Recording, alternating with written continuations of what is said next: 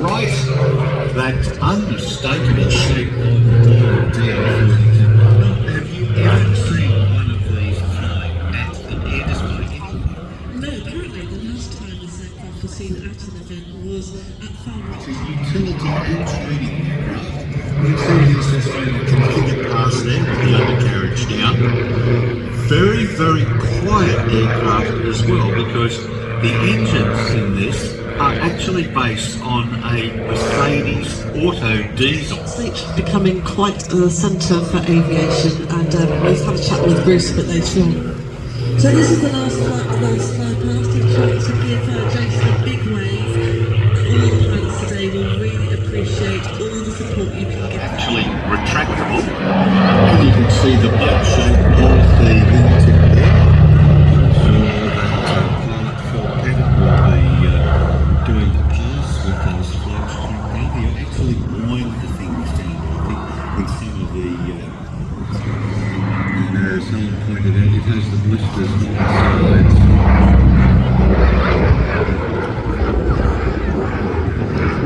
That beautiful rumbling engine, just that sound is so gorgeous. A very strange bomb that they employed.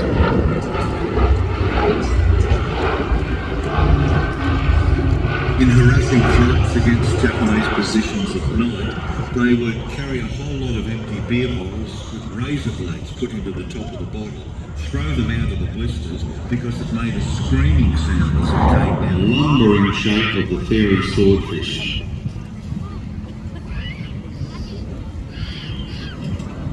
Just under 2,400 of these built. 3C torpedo bomber. So you will see somebody in the observer's position waving, so give them a wave back, especially from the slipstream section.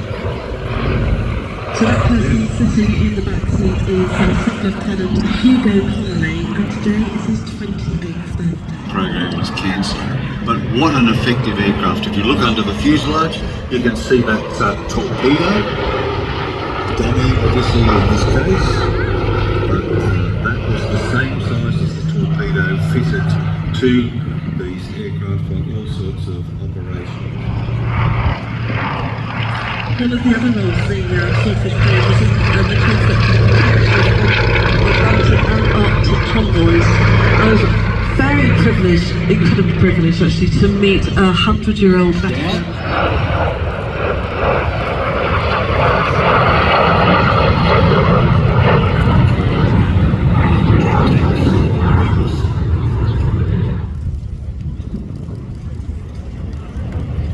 There it is, beautiful plane view.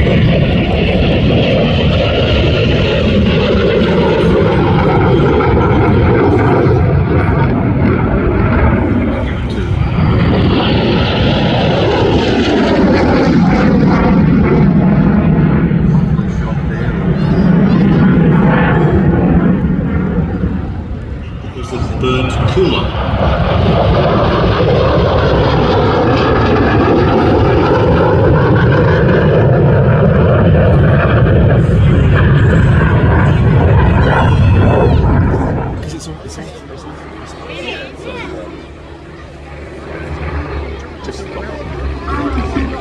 To be retested, do you? I don't know when that is. I think it's now like over 75 and what it is. I talked to you a bit about what Might be over 75, then it's like a 10-year limit, then it's retested, something like that. She's hoping a little bit later on.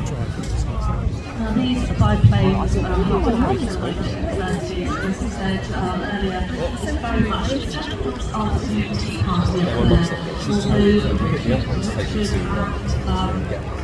Roger will be working very hard. It's just coming out of our drive. Right, no, that's the grass, that's the pillar. So darling, it's like looking in the lamps.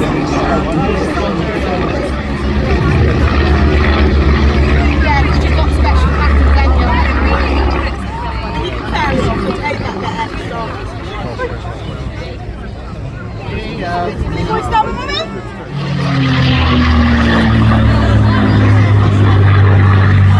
One, two, All right, boss. promised, up to what they call the T Mark 5.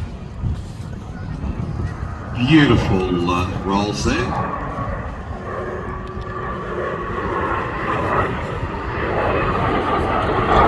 The Strike Master was designed produced Mark 5 as a light jet attack and counterinsurgency Like in there.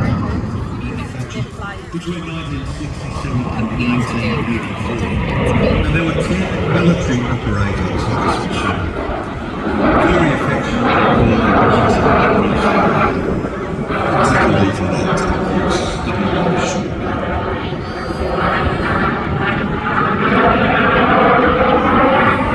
Different operators with Ecuador, Oman and Yemen using their Strike Masters in combat operations.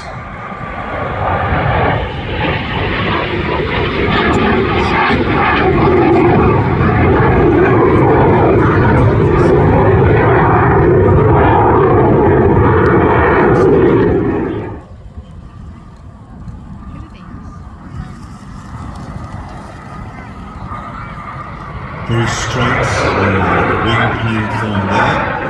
That's designed for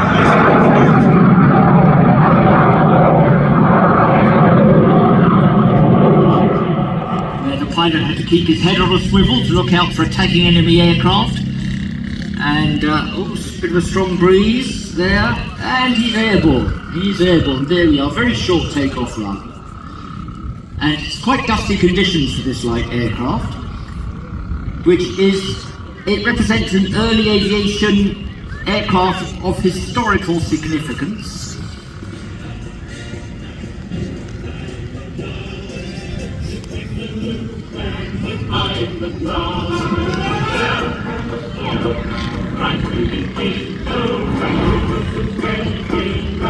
Towards you, high speed, smoke pouring from the back, a little bit of Morse code which says, "I am having fun." So, the Extra 300 displayed by Chris Burkett. Some rolls there, pulling up into the Mullaroid. Now these series of aerobatics, these gyroscopic aerobatics, the Mullaroid was invented after Swiss champion Erich Muller, and he named it for a spiralling tower, often referred to as a helicopter spin. Now these gyroscopic aerobatics are extraordinary, the aircraft literally tumbling over and over. And you can see now, he is sitting in the centre of that. And he did describe it as where he actually is quite a saving position in the seat because he's in the centre of the action. But the aircraft literally is tumbling around him. The aircraft is extraordinary to fly, incredibly strong, and is stressed to more G than the pilot is able to withstand.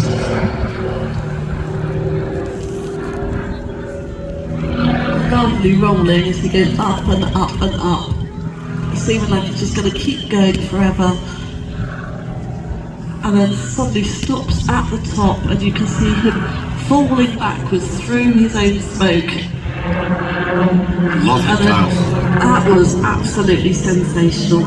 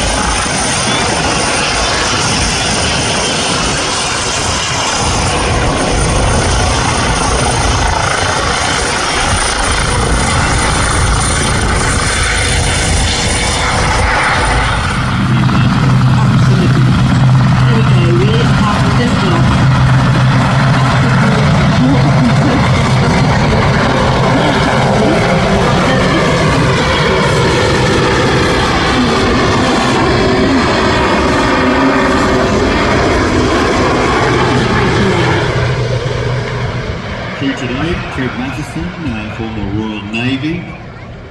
Hope you're doing very well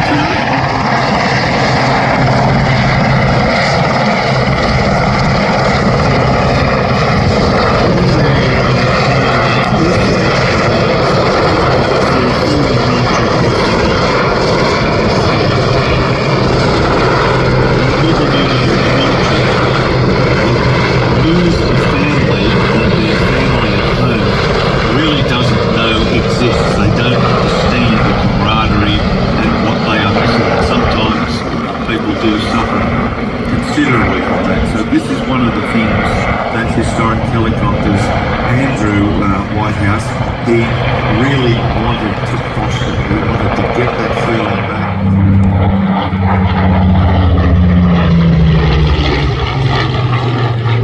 This particular aircraft, Spitfire Mark 5B, flew 143 operational missions in a remarkable wartime history that spanned almost 3 years on operations. Initially allocated to number 222 Natal Squadron based at North Weald in August 1941, it was damaged during a forced landing at Brittany within days of arriving, and after repair was reallocated to 130 Squadron at Perranporth, Cornwall on convoy escort duties.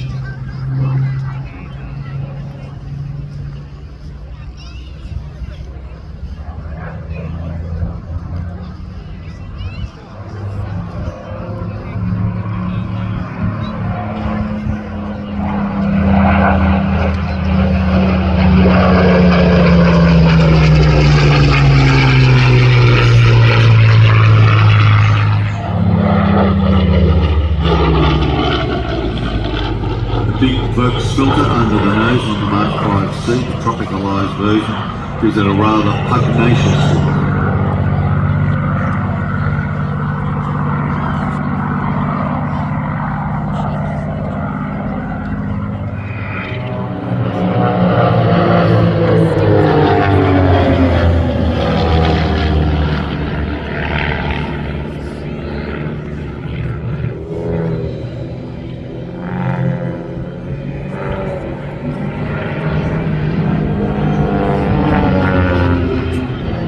From our right then, Raven, 1 to 3, pull up 4, the barrel.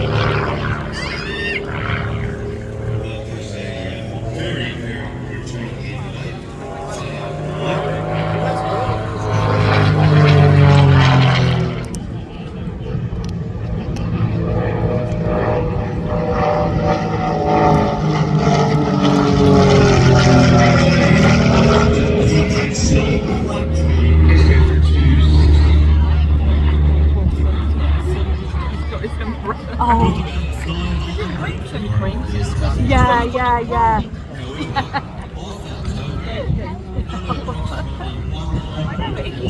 You know, so I put sunglasses on, take them off, jacket on, sunglasses. I don't know what to do.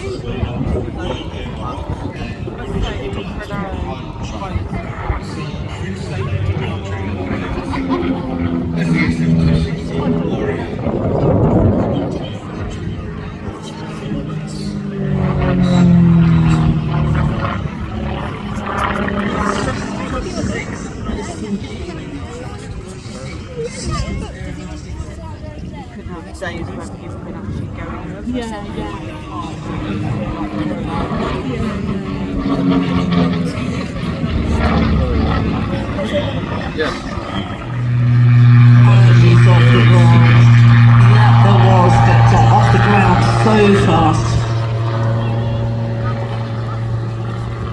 those blades on the main rotor are angled so that they produce lift, but also the angle of the blade is set so that it speeds up to a point where it turns at a stable rate, stable speed. When drag and thrust produced by the blade about. That is a proper James Bond motion. Look. This is a wonderful leg.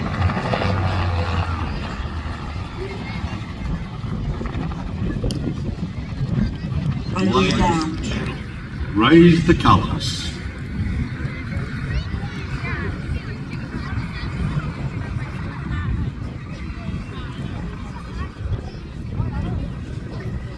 What a great performance. That was fantastic. I do love it.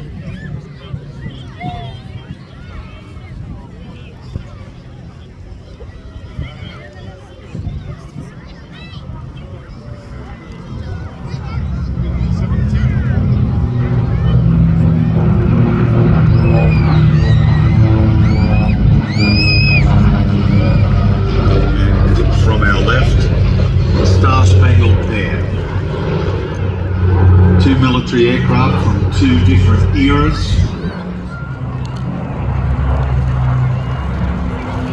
Second pass.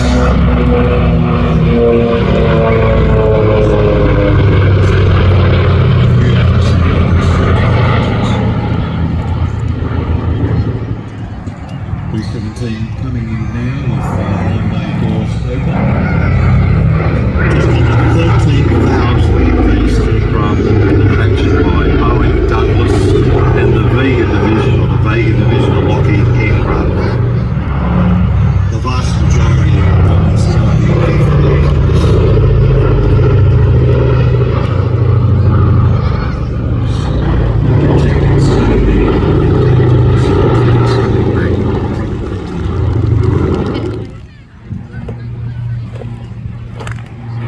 hear the sound of those turbo props now, those twin Garretts.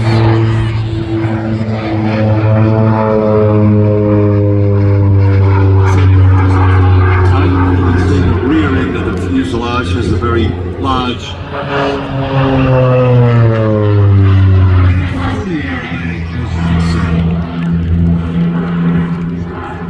very simple to maintain aircraft fitted with ejection seats. If you have a look at the cockpit canopy, you can see virtually again, configure past the gear now, see how high Tony is actually sitting on the side.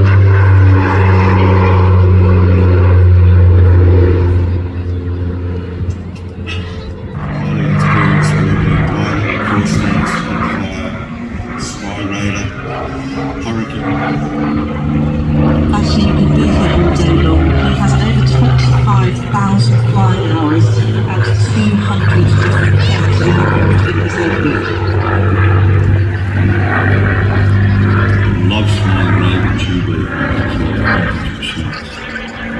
Yeah, he's regularly seen down at Shuttleworth flying a collection of aircraft down there, as well as the P-51 Mustang.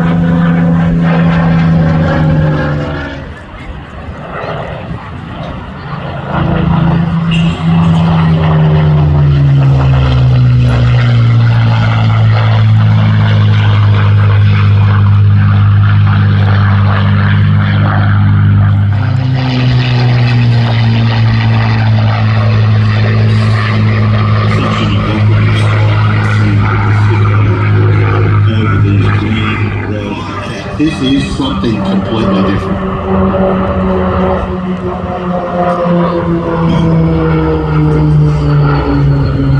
Firecat was developed from the original Firecat, powered by the Cyclone engines, 1425 horsepower each side. Originally a conversion of the Grumman S2 Tracker anti-submarine aircraft.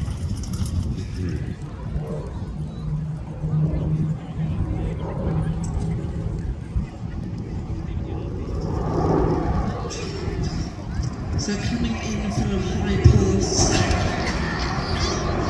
you can see what looks like a cloud from the back of the aircraft. That in actual fact is a demonstration of what this aircraft does by dropping just under 3,400 litres of water in a 78 and a further 14 were delivered to France in 1982 as firefighters operated by the security civil.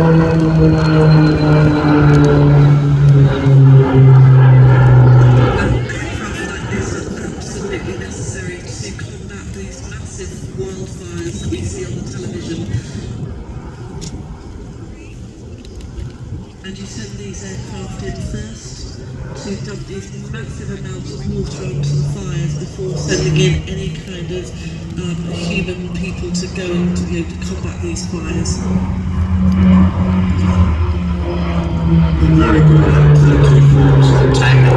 One being the crown busting, where you have the crown fires in the tops of the trees and the fire jumps from crown to crown to crown. And there's also a more gentle retardant release, where they're releasing it in stages rather than in one hit. Super speedy as well.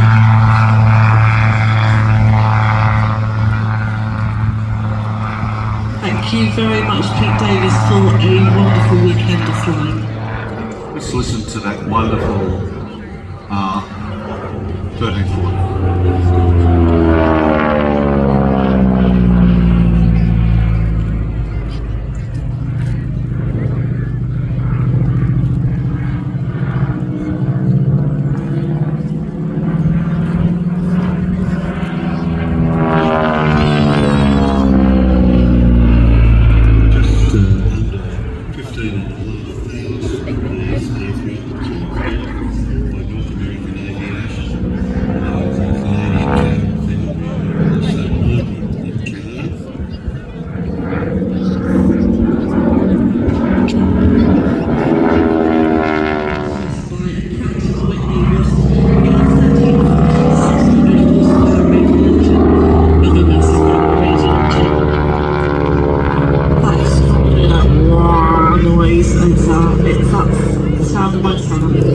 When you hear the aircraft take off, the sound is not the engine, it's actually the prompters going transonic. Very, very distinctive sound. Of course, that's the sound that you hear of any radio in any room.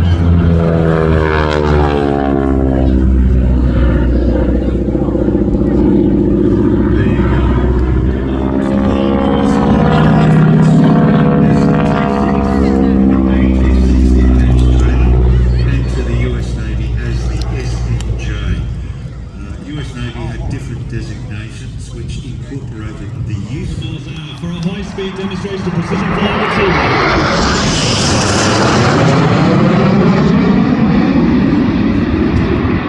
As the team heads skywards, using that gap to get to 6,500 feet, we'll see them form into 7 in a row.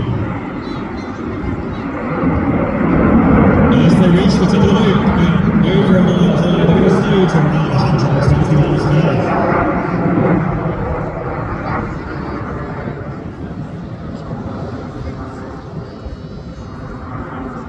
As they reappear and twist round to the right, they're being led today by Wing Commander John Pond.